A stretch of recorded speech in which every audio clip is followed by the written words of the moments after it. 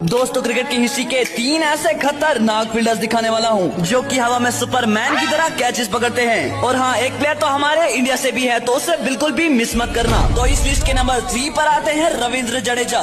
ये कितने dangerous catch पकड़ते हैं ये तो आप सबको पता ही है, जैसे कि ये वाला डेंजरस कैच।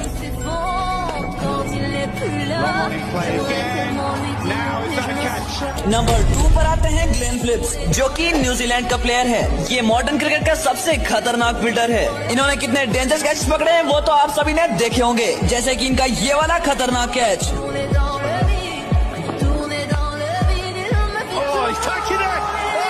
अब नंबर 1 वाले को देखने से पहले अगर आप भी विराट कोहली को पसंद करते हैं तो इस वीडियो पर 50 सब्सक्राइबर्स का टारगेट है। लेकिन अगर आप MS धोनी को पसंद करते हैं तो इस वीडियो पर कम से कम 50 लाइक्स आ ही जाने चाहिए। देखते हैं किसकी ज्यादा फैन फॉलोइंग है। नंबर 1 पर आता है जॉन टी रोड्स, जो कि क्रिकेट हिस्ट्री का सबसे खतरनाक